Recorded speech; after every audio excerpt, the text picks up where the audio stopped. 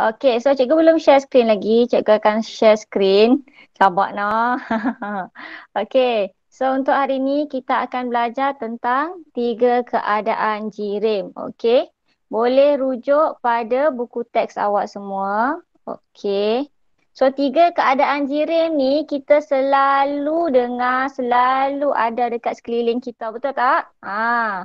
Apa 3 keadaan jirim tu? Kita ada pepejal, cecair dan juga Cair. gas. Ah, Yes. pepejal, cecair dan juga gas. Okey, ini 3 keadaan jirim yang ada di sekeliling kita. Contoh macam pepejal. Ni TV ni pepejal, whiteboard ni pepejal. Lagi apa? Buku ni pepejal. Meja, Okey. cikgu. Apa dia? Meja. Yes, meja pepejal. Pepejal memang ada banyak dekat sekeliling kita. Kalau cecair, cecair contoh macam air biasa. Sekejap, cikgu tunjuk cecair. Walaupun dalam keadaan yang likat, okey, yang ini cecair. Ini cecair pewangi. So ini dalam keadaan cecair. Kita ada cecair yang pekat sikit. Okey, yang ini. Yang ini dia pekat sikit lah sebab yang ini hand sanitizer tapi dia jenis campur dengan aloe vera tetapi dia masih lagi dalam keadaan cecair sebab bila cikgu pusingkan, nampak? Gelap tak nampak Sucitra? Cikgu tak nampak apa pun gelap. Gelap? Yang lain nampak tak skrin? Nampak. Nampak. Ada problem tu. Internet ke tak berapa laju? Okey. Betul. Internet tak berapa. Okey, tak apa, tak apa. Okey, so kalau cecair, dia akan mengikut bentuk bekas. Contoh kalau bekas ni besar, dia besar lah. Besar bekas macam ni lah. Kalau yang ini, dia ikut bentuk dia. Kalau cikgu tuang ni kat cawan, dia ikut bentuk cawan lah. Betul tak? Ikut ini cecair. Ada lagi cecair yang lagi pekat. Ni, sekejap. Ini lagi pekat. Tahu tak ni apa? Gam. Gam. So yang ini lagi pekat daripada apa? Hand sanitizer tu. Tapi dia masih lagi dalam keadaan cecair. Kenapa? Sebab dia boleh mengalir. Okey. Cecair dia boleh mengalir. Kalau pepejal tak boleh. Pepejal bentuk dia tetap. So nanti kita akan tengok ciri-ciri pepejal, cecair dan juga gas. Kalau gas ada di sekeliling kita. Okey. So dekat sini awak akan belajar tentang jirim, perbezaan antara 3 jenis jirim. Kat sini awak akan belajar tentang teori kinetik.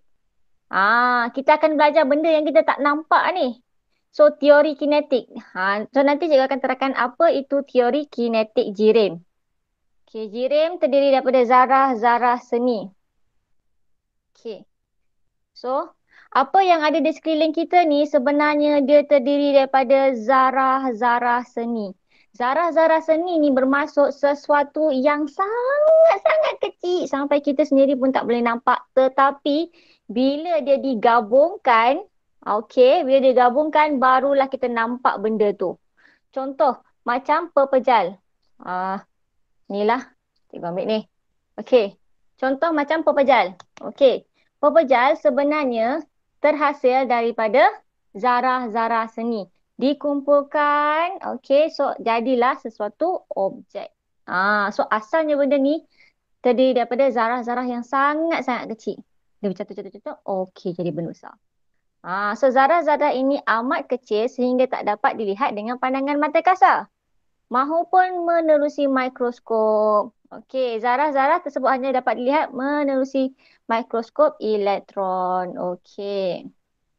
Kemudian, kita pergi kepada teori kinetik jirim. Okey. Apa itu teori kinetik? Teori ni macam pandangan. So dorang memberi satu teori, teori kinetik jirim menyatakan bahawa jirim, yang ni warna kuning tak nampak. Sekejap. Jirim terdiri daripada zarah-zarah halus yang diskrit dan sentiasa bergerak ke semua arah. Okey, so ini apa teori kinetik cakap? Teori kinetik cakap, jirim ni, semua benda yang dekat sekeliling kita ni, yang jirim kita belajar kemarin, okey, so itu terdiri daripada zarah. Ah, terdiri daripada zarah-zarah halus. Okey, dan zarah-zarah halus ni dia sentiasa bergerak ke semua arah. So dia sebenarnya bergerak tak tentu arah tau. Dia bergerak, bergerak, bergerak, bergerak tanpa henti. So nanti kita akan tengok dan buktikan yang memang zarah ni sentiasa bergerak. Okey, tapi kat sini awak kena faham, jirim ni teori dia mengatakan benda ni sentiasa bergerak pada semua arah. Dan dia adalah zarah-zarah halus. Okey. So dekat sini, kat tepi ni kan dia cakap, kerjaya sains. Ahli sains bahan ialah seorang yang mengkaji komposisi dan sifat-sifat jirim yang digunakan dalam pelbagai bidang seperti pertanian, perindustrian dan juga perubatan. Okey, so sebenarnya belajar benda ni sangat-sangat penting. Kalau tak pun sebenarnya benda ni ada di sekeliling kita. Kita belajar tentang apa ada kat sekeliling kita sebenarnya. Okey. Next. Okey. So, zarah-zarah jirim sentiasa berlanggar antara satu sama lain. So, apabila tenaga haba dibekalkan, okey, zarah akan bergerak lebih laju. Dia umpama macam kalau kita dapat tenaga, kita boleh lari lagi laju. So, tenaga tu dia dapat daripada mana? Tenaga haba.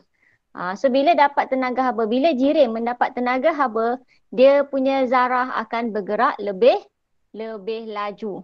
Tapi kalau kita sejukkan, so zarah ni akan bergerak perlahan. Okey. Yang ini tadi kita dah cakap, jirim wujud dalam 3 keadaan berlainan, iaitu pepejal, cecair dan juga gas. Okey. So ini semua ada dekat sekeliling kita. Contoh pepejal, cawan seramik. Apa lagi? Kat sekeliling banyak. Tadi awak dah sebut meja, pensel pun boleh. Laptop boleh. Tudung cikgu pun pepejal. Okey. Kalau cecair, banyak contoh tadi cikgu dah tunjuk. Kita ada hand sanitizer, ada gam, ada air, ada cecair pewangi. Apa lagi? Boleh bagi cikgu contoh tak? Apa lagi contoh untuk bahan yang dalam keadaan cecair? Madu. Madu. Dalam gambar. Okay, yes, betul Lotion. madu. Yes, betul. Lotion. Lotion pun dalam keadaan cecair. Lotion, shampoo, sabun pencuci tangan. Apa lagi kat bilik air? Pencuci tandas, semua pencuci lah. Kecuali yang dalam keadaan serbuk tu. Yang sabun serbuk tu dalam keadaan pepejal lah. Sabun serbuk dengan sabun buku. Itu dalam keadaan pepejal. And then yang lain tu biasanya dalam keadaan cecair, shower gel. Itu dalam keadaan cecair. Okey. Yang dalam keadaan gas, kalau dia panas. Selalunya gas ataupun wap yang terhasil daripada bahan yang panas. Contoh kalau cikgu ada air panas, awak tengok ada wap air yang naik. Kalau cikgu panaskan air, lepas tu awak akan nampak air menggelembung kan?